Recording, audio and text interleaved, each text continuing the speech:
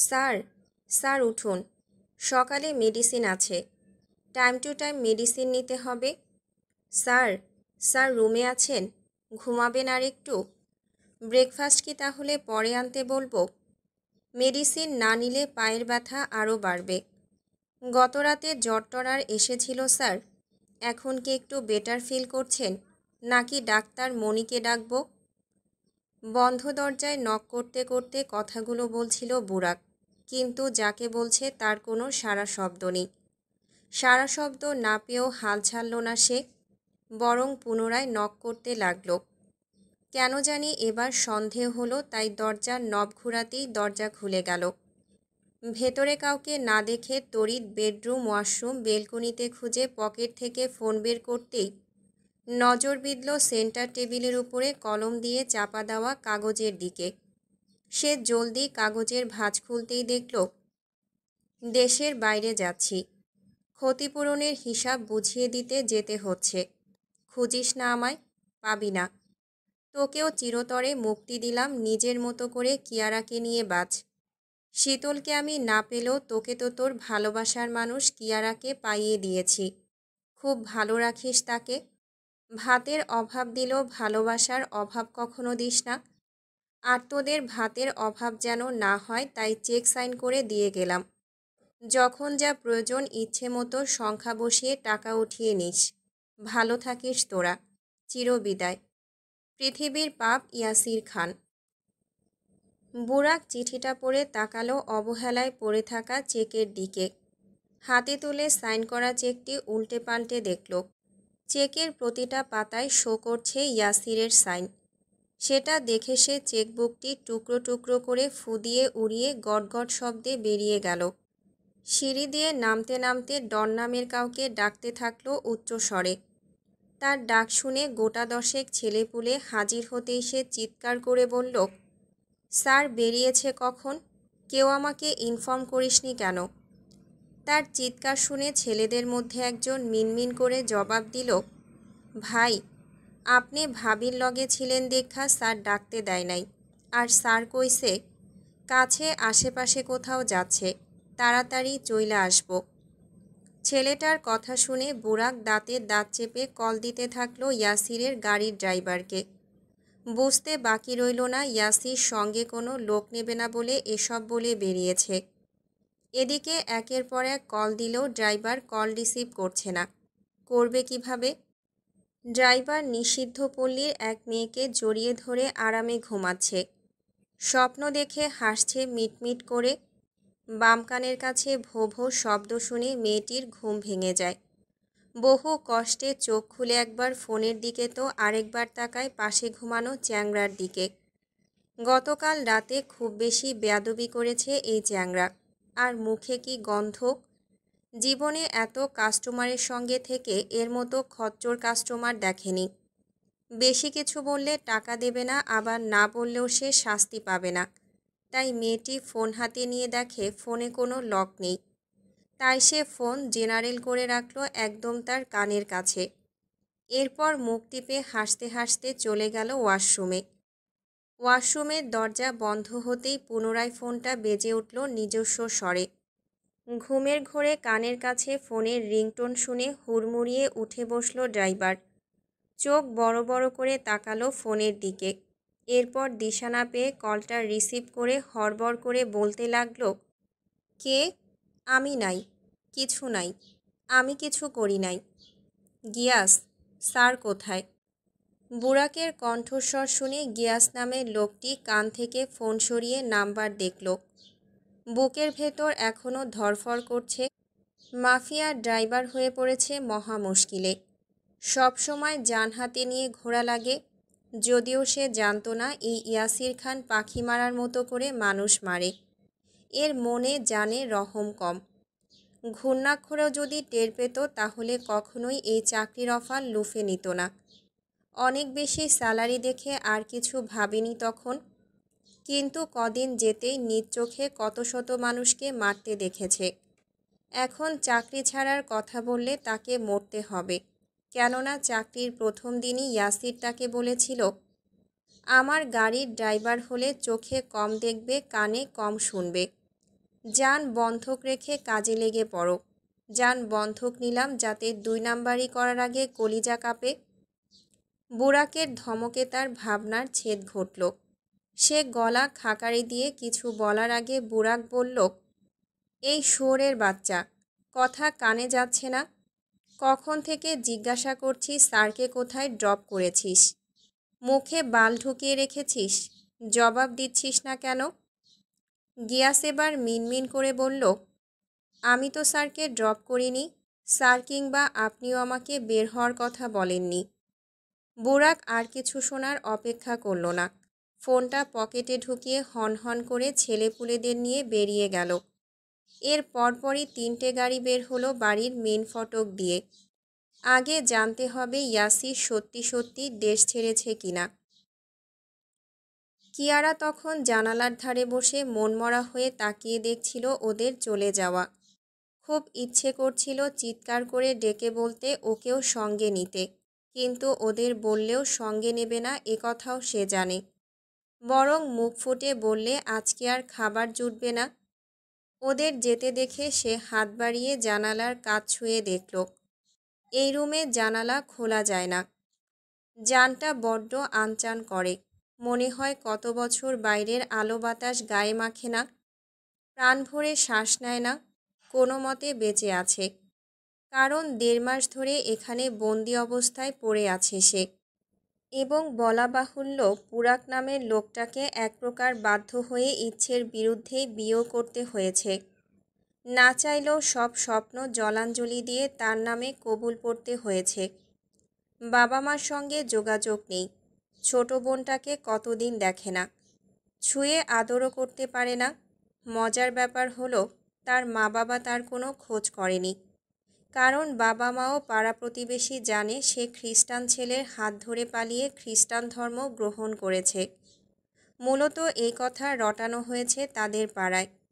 রাগে দুঃখে মা বাবা মৃত ঘোষণা করেছে তাকে। জানিয়ে দিয়েছে এমন মেয়ের মুখ দেখতে চান না তারা। অথচ মূল ঘটনা অন্য কিছু। চাঁদ রাতের দিন অর্থাৎ ঈদের আগের দিন রাতে স্বর্ণের কাছে মেহেদি পরার জন্য সে শীতলদের বাসায় যাওয়ার জন্য বের হয়েছিল। কিন্তু মাঝপথে তাকে তুলে আনা হয়। কেন আনা হয় তখনও কিছুই জানত না সে। পরে ঈদের 2 দিন পরে বুরাক নামের লোকটি জোরপূর্বক বিয়ে করে তাকে। বৈধ স্বামীর অধিকার আদায়ের দাবিতে প্রতি রাতে তাকে ছুলে শরীর ঘিন ঘিন করে তার। কতদিন পা ধরে মাপ চাইলেও ছাড় দেয় না তাকে। এভাবে টানা কয়েক রাত রাত্রিযাপন করার পর এখন আর বাধা দেয় না। তবে খুব করে টের পায় তার জীবন থেকে সুখ পাখি বিদায় নিয়েছে। ভেতর ভেতর সে নিজেও মারা গেছে। হয়তো আর কখনো শীতলের ফুফাতো ভাই রুবায়েত এলে ঘন ঘন যেতে পারবে না। লাজুক হেসে উকিঝুঁকি মেরে তাকে দেখা হবে না। কিছু বলতে গেলে কথা তুতলে যাবে না। কখনো বলা হবে না, ওই মানুষটাকে ভীষণ ভালো লাগে তার। এত ভালো লাগে দিনরাত ভুলে তাকিয়ে থাকতে ইচ্ছে করে। তাকে দেখে আরও অনেক বছর বাঁচতে ইচ্ছে করত। মেরিনার পোশাকে শীতলের ফোনে সেদিন প্রথমবার ছবি দেখেছিল। সেদিনই প্রেমের পথে বৃষ্টিভাবে পিছলে পড়েছিল। ফেক আইডি দিয়ে কতদিন কথা বলারও চেষ্টা করেছে। সারা দিন রাত তার আইডিতে ঘুরে ঘুরে সুন্দর সুন্দর ছবি ফানি পোস্টগুলো দেখত। মানুষটা আকাশ ভালোবাসে বোধহয়, খালি আকাশের ছবি পোস্ট করে। এবং তার বিশেষ গুণ সে ভীষণ ফানি, হাসাতে জানে। মানুষ হাসানোর গুণ সবার মধ্যে থাকে না। যার মধ্যে থাকে সে নিজে কেঁদে অন্যকে হাসানোর ক্ষমতা রাখে। তার এই গুণটি তাকে আরও বেশি প্রভাবিত করেছিল। তবে শীতলের সঙ্গে ওর ফ্রেন্ডশিপ নষ্ট হওয়ার ভয়ে মনের কথা সাহস করে জানানো হয়নি কখনো। ইচ্ছে ছিল এবারের ঈদেই যেভাবেই হোক মনের কথা জানাবে। তাছাড়া মানুষটা ছুটি কাটিয়ে গেলে সহজে আসতে চায় না। চাতক পাখির মতো দিন গুনতে হয়। খুব করে ছটফট করতে করতে দিন কাটাতে হয়। এসব ঠিকই ছিল, কিন্তু এরই মধ্যে কি থেকে কি হয়ে গেল। তারপর থেকেই বন্দি জীবন। কোন পাপে এমন শাস্তি পাচ্ছে এখনও জানে না সে। তবে বুরাক নামের লোকটি প্রথম দিন যখন তাকে ছুঁয়েছে সেদিনই সে মারা গেছে। শ্বাস নিলেই কি বেঁচে থাকা হয়? হয় না। জীবন্ত লাশটা নিঃশ্বাস নেয়, তবে ভেতরে ভেতরে মৃত লাশের মতো শেষ হয়ে যায়। সেই নিয়মে সেও মারা গেছে। মারা গেছে তার মন। মারা গেছে খুব যতনে মন কুঠুরিতে পালন করা প্রেম পায়রা। মারা গেছে তার স্বপ্ন, শখ, ভালোবাসা। আর আশা নেই মানুষটাকে পাওয়ার। আর আশা নেই তার সামনে দাঁড়ানোর মতো। কীভাবেই বা থাকবে? সে এখন অন্যের বউ, সতীত্বহারা এক মেয়ে। তার মতো মেয়ের কি সাজে ওই রকম সুন্দর মানুষটার সামনে দাঁড়ানো? শীতল সদ্য শাওয়ার নিয়ে ড্রেসিং টেবিলের সামনে দাঁড়াতেই শুদ্ধ ফ্রেশ হয়ে বের হলো। মাথা মুছতে মুছতে তাকালো এলোমেলোভাবে শাড়ি পরা শীতলের দিকে। দেখেই বোঝা যাচ্ছে কোনো মতে গায়ে জড়িয়েছে শুধু। তবে শাড়িটা কুচি করে নয়, আটপোরে স্টাইলে পরা। ফর্সা শরীরে চেরি কালার শাড়িটা যেন ফুটে উঠেছে। দেখা যাচ্ছে কোমরের কিছু অংশ। শীতল নিশ্চুপ হয়ে ধীরে ধীরে মুছছে ভেজা চুল। গলা, কাঁধ, গাল, ঠোঁটে ভালোবাসার চিহ্ন। গতরাত থেকে একরাশ লজ্জায় কুঁকড়ে আছে সে। না কথা বলছে, আর না পেরেছে শুদ্ধর দিকে চোখ তুলে একটু তাকাতে। আর শুদ্ধ এই মানুষটাকে ভাবত রসকসহীন মানব, রোমান্টিকতার রও বোঝে না। তবে এটা তার সম্পূর্ণ ভুল ধারণা।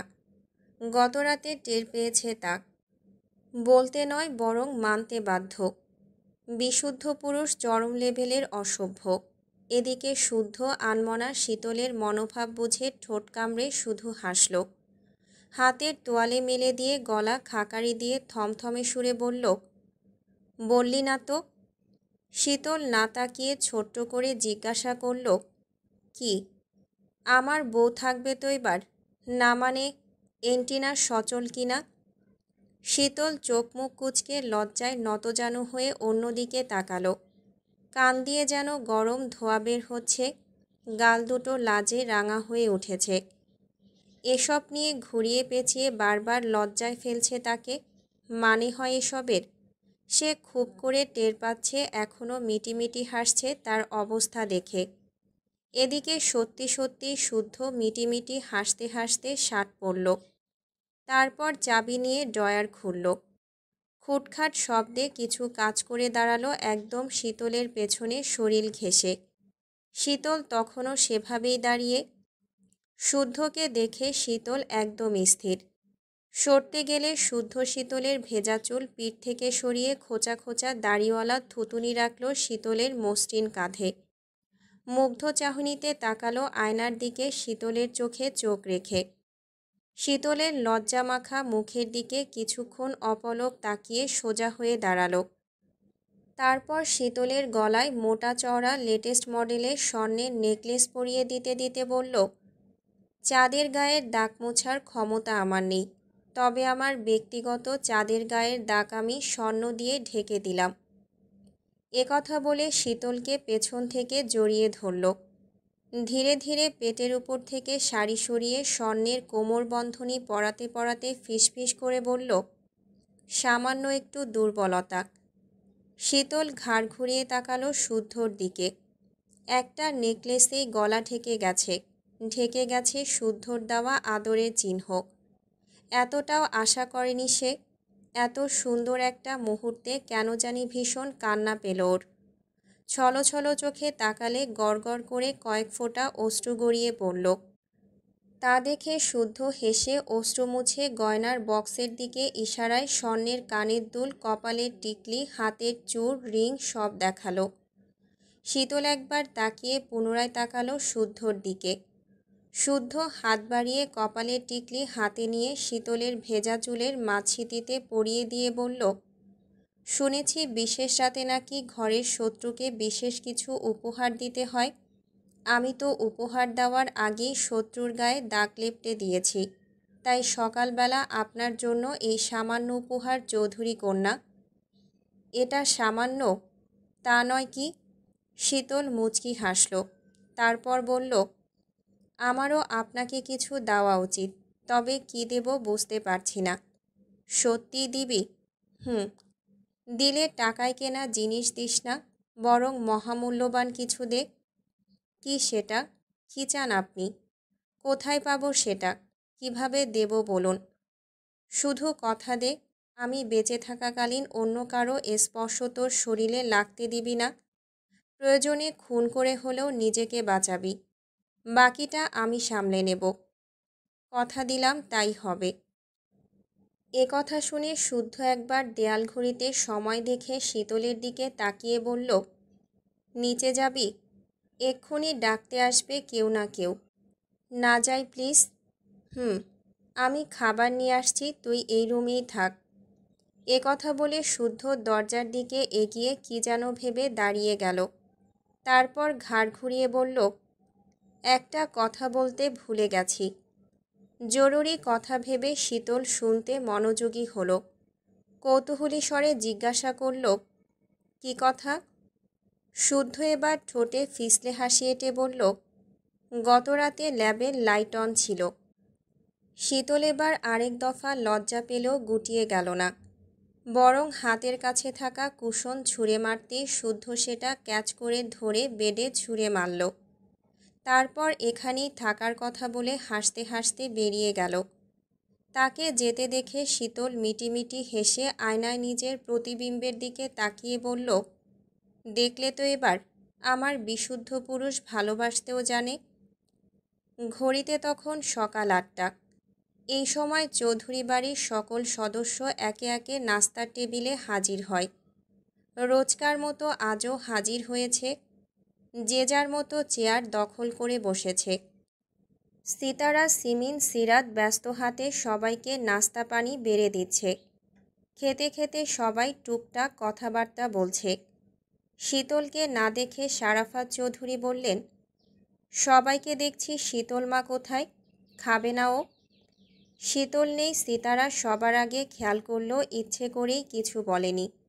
তবে যখন কথা উঠলই তখন কিছু একটা বলতে হবে, তাই বললেন, খেয়ে আবার ঘুমিয়েছে।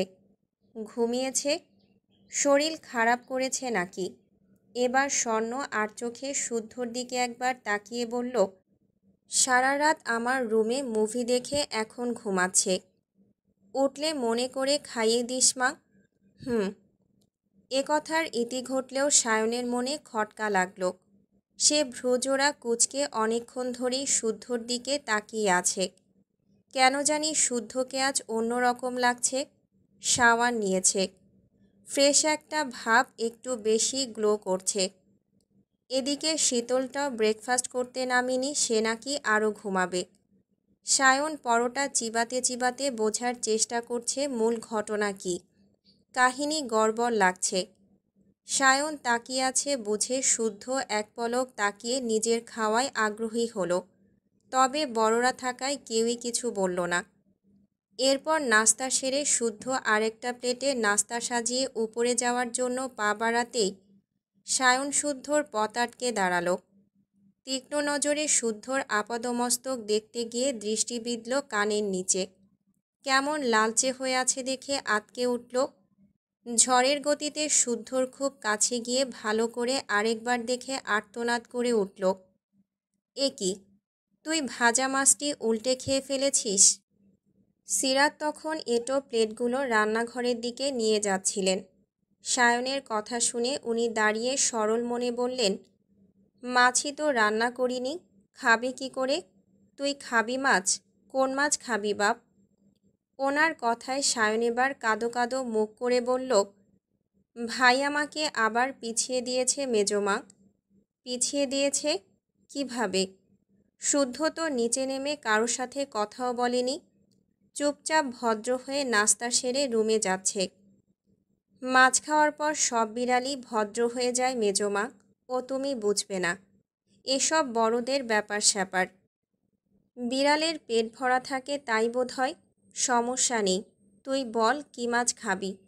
ফ্রিজে থাকলে তো হলোই, না হলে তোর চাচ্চুকে বাজারে পাঠাবো। সায়ন অসহায় চাহনিতে তাকিয়ে রইল সিরাতের দিকে। এখন সে কি করে বোঝাবে এই মাছ সেই মাছ না? ওনাদের কথার মাঝে শুদ্ধ আর দাঁড়ালো না। তবে তরতর করে সিঁড়ি বেয়ে উপরে উঠতে উঠতে ঘাড় ঘুরিয়ে একবার তাকালো সায়নের দিকে। ঠোঁটে মিটিমিটি হাসি। চোখজোড়া যেন চিৎকার করে বলছে, হেরে গেছো ভাইয়া। ছোট ভাইয়ের থেকে পাওয়া খোঁচা সহ্য হলো না সায়নের। সে সারাফাত চৌধুরীর উদ্দেশ্যে প্রায় চেঁচিয়েই বলে উঠল, বাবা, আমার কি বিয়ে হবে না? সারাফাত চৌধুরী নাস্তা সেরে অফিসে যাওয়ার জন্য কেবলই রুম থেকে বের হচ্ছিলেন। সায়নের বলা কথা উনি ঠিকঠাকভাবে শুনতে পাননি। যেটা শুনছেন ভুল হতে পারে ভেবে পুনরায় জিজ্ঞাসা করলেন, কিছু বললে তুমি? বিল, ওই পানির বিল দেওয়া কি হয়ে গেছে?